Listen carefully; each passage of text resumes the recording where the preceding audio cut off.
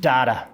In a society that's increasingly connected and expressive, it's everywhere. External data, or data that has been captured, processed and provided from outside the company, is a powerful reference point to help your company forecast demand, introduce new products or services, or make it more productive.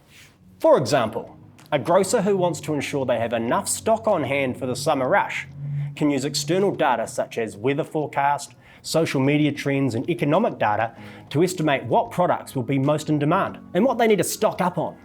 These data-driven insights will ensure the grocer maximises their earning potential instead of having to put up an out-of-stock sign and watch potential customers walk away.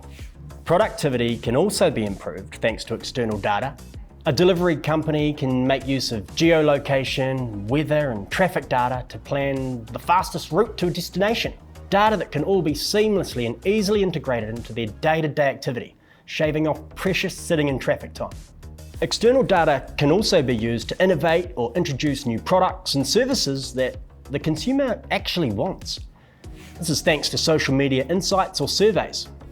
Yet, recent studies reveal that companies aren't actively seeking this data enough, as crucial as we know it to be. The job title data sourcer doesn't yet exist, as much as it should. Data seeking should be a major business activity that takes place every day and guides your every act.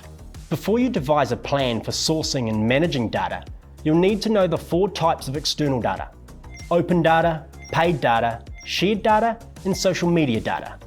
Open data can be defined as data that is freely available and can be used as well as republished by everyone without restrictions from copyright or patents. Examples of open data include weather reports and census reports. Paid data is commercially available data acquired directly from specialised data providers or brokers and data marketplaces and offered at a certain cost. Shared data, meanwhile, is shared between companies within business ecosystems. For example, real estate agencies who discuss the house price forecast for the next year.